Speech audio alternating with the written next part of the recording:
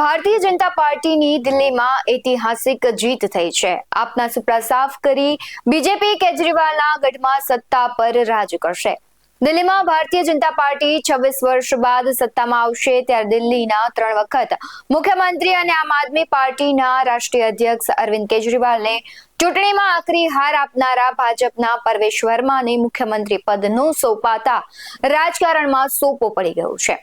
વિધાનસભા ચૂંટણીમાં ભાજપની પ્રચંડ જીત બાદ પરવેશ વર્મા દિલ્હીના મુખ્યમંત્રીની રેસમાં સૌથી આગળ હતા. પરંતુ ભાજપે હંમેશા જેમ આ વખતે પણ એક એવા નેતાને મુખ્યમંત્રી બનાવ્યા છે જેની ચર્ચા નહીવત હતી.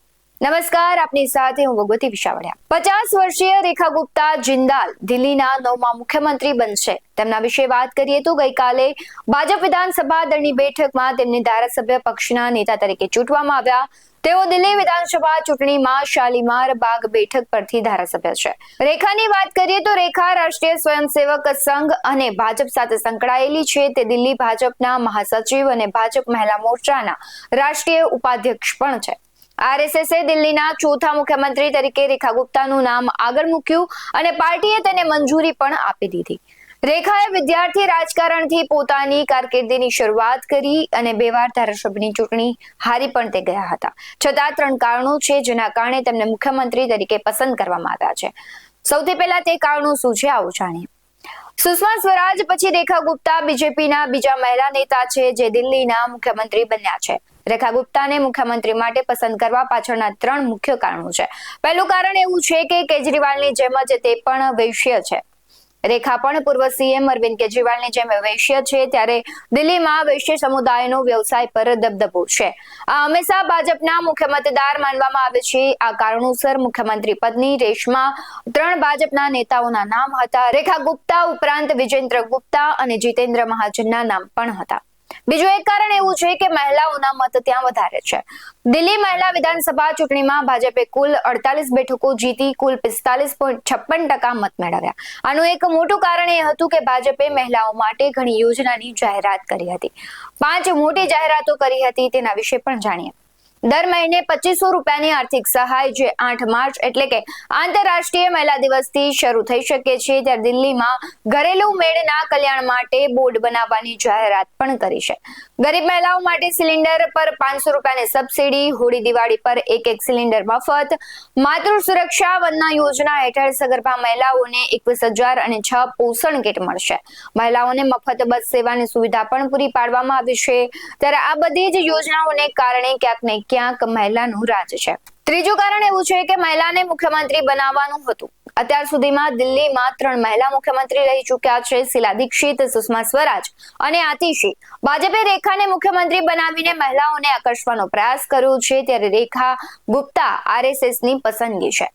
ધારાસભ્ય દળની બેઠક પહેલા આરએસએસે તેમનું નામ પ્રસ્તાવિત કર્યું જેમને ભાજપે સ્વીકાર કર્યું.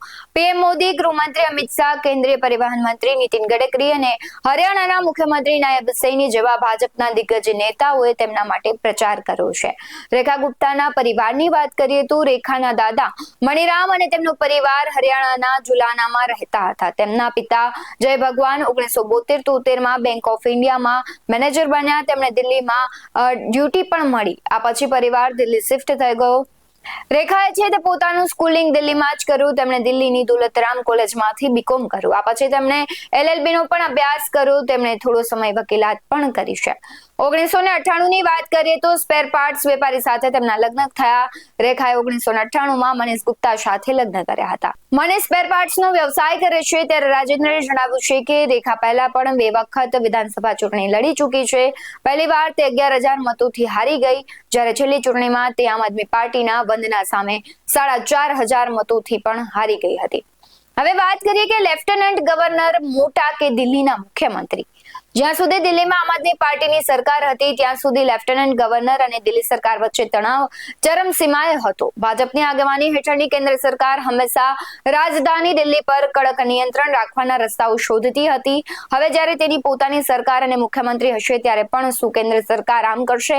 તેનાથી પણ મોટો પ્રશ્ન એ છે કે શું લેફ્ટનન્ટ ગવર્નર વીકે સક્સેના હજુ પણ દિલ્હી સરકાર પર પ્રભુત્વ મેળવવાનો પ્રયાસ કરશે?